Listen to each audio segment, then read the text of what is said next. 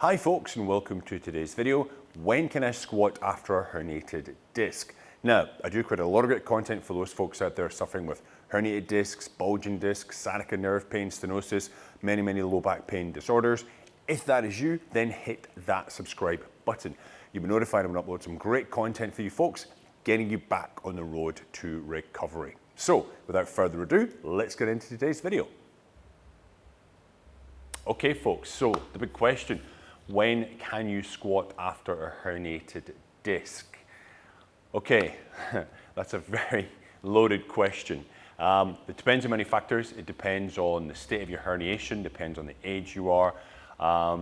Basically depends, how quick you're going to get back to squatting based on the actual disc injury itself, if it's bulging, if it's fully herniated. If I was going to give you a ballpark time straight off the bat, I would say wait up until at least 6 months, okay, of good rehabilitation, progressive overloading to get you to that point. When I had my herniated disc many years ago, I didn't listen to my own advice. I didn't take it too seriously. I actually made the disc herniation worse by squatting too early. I did a butt wink at the bottom of the squat, which I'm sure you know about, and I actually increased the size of my herniation. My disc was not healed at that time. So the time frame itself depends on many factors. And there's another really good video I produced. It's how long does a herniated disc take to heal. That's going to pop up at the end of this video. So stay to the end of this video and then you can watch that one. It'll give you more information about the specific timeline itself. Now, squatting. Squatting's great, okay? I still do it myself. I love the exercise. Loads the spine, okay? Improves our bone mineral density in the spinal vertebra. Makes our legs strong, hips strong, back strong. It's a great all-round exercise. However, when you've got a herniated disc and the disc is bulging, okay, you don't want to be loading that spine with a downward pressure because it's just going to increase the stress on your disc. It's going to decrease your healing time, could make things worse in the long run, could make your sciatica, if you're suffering from that, worse in the long run as well. So people I work with and what I've seen with other patients who've been referred to me is you want to avoid loaded squatting, okay? Avoid loading that spine for at least the first 3 to 4 months, yeah? So yes, you will squat again. There's a video that's going to pop up on the screen in a second. That's me just doing some front squats there. And then the next video is going to pop up and doing some high handle deadlifts, a wheel deadlift, okay? You can return to normal activities, but you've got to make sure your rehabilitation is progressive and you basically increase the strength of your body as you go step by step. So what I recommend for most people when they want to go back to squatting, say, no, okay, we're still dealing with your disc. How can we load the legs, make the legs stronger so you'll be able to get back to your squatting in X amount of months?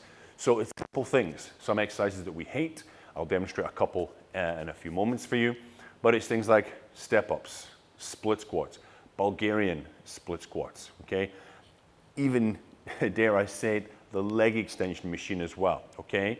These are all exercises you can do which will not load the spine unnecessarily, but will increase strength through your hips, legs, because one of the many issues with lower back herniations is nerve pain, okay? Neuropathy. Now, that can affect both legs at the same time. One leg, behind can be the sciatica nerve. It can cause weakness in the legs. So working on those legs, getting them stronger is really important to do during a rehabilitation time. But I would say you want to avoid squatting for that first 4 to 6 months. So what kind of exercises can you do, okay? Now, when I say avoid squatting, I mean bar on the shoulders, loaded squat, yeah? You can do, okay, a bodyweight squat. It's just going to help train the movement. Put something behind me. Now, you might want to start a little bit higher than this so you don't extend the spine too much, but you're just going to go down, hands in front, touch the box, and come back up, okay? We come down here. I don't relax off on the box. I keep tension, and I push up. Here, maybe I pause 1, 2, I lift up. Come down again, pause 1, 2, and come up. You can do 10 or 15 of those. Nice little burn in the legs, yeah? Now, if I want to work on single leg work, I've got many choices. Again, I'm not loading my spine with this. I can do the classic split squat. Okay, I'll show you front and back. So my left leg's forward, right leg's back here, legs are about hip width apart, I bend both knees, nice and controlled, little pause at the bottom, and I push up. Come down, pause at the bottom, and push up. Nice controlled movements with a pause at the bottom. After 15 reps, I guarantee you will be burning, okay? To show you from the front here as well. Okay, nice strong tall posture, down with control, small pause, and back up. You want to make that harder, you can always go for the Bulgarian version, which is essentially just rear foot elevated, okay? So small steps all you need, 4 to 6 inches is fine. Same position, rear foot elevated, and same motion, down, down, down, down, down, pause for a second, and come up. Again, 10 to 15 of those, you'll be burning, guaranteed, all right? You can also work on step-ups. You can start with a small step-up to begin with, something like this.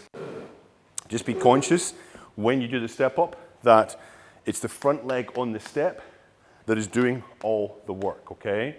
So nice, strong, tall posture. My weight shifts onto that front leg. I push, do a little pause at the top, a few seconds, and come down. I push, a couple of seconds to stabilize, and come down. I push, stabilize, and come down. Stabilizing is very, very important at the top of the lift.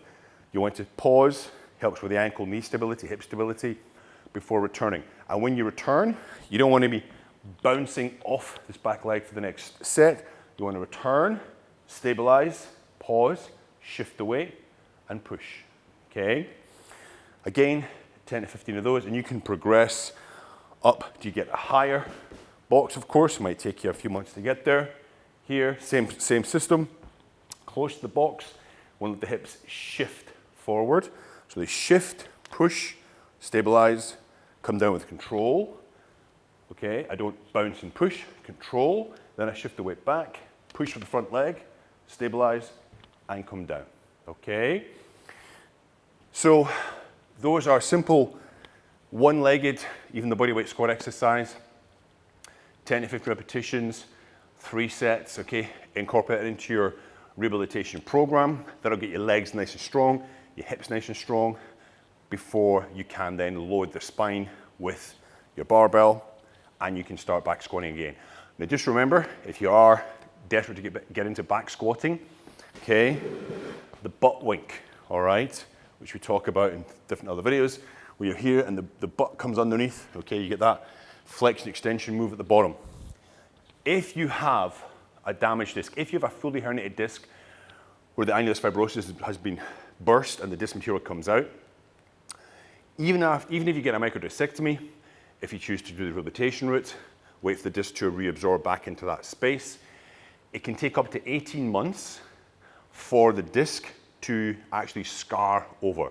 Yes, in some people it can be 12 months, 10 months, okay, but in the literature, more realistically, you're looking at about 18 months. Up until that point, your disc is at a greater risk of further injury, all right? So if you have to go ATG with what you choose to do, and you do have a slight butt wink at the bottom, just remember, you're exposing yourself to a greater chance of reherniation of that disc, okay? If you're doing it before the point where it is officially fully, okay, healed. And in some cases, it never heals, okay? The scar stays kind of permanent. So if you are an avid squatter, just be aware, if you've got a bit of butt wink, try to sort that out before you go back to squatting again. All right, guys?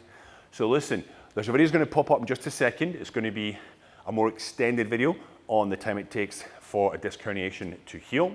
But I hope this video has been useful for you guys. Remember, if you're desperate to get back to squatting, I would say minimum 4 months, more like 6.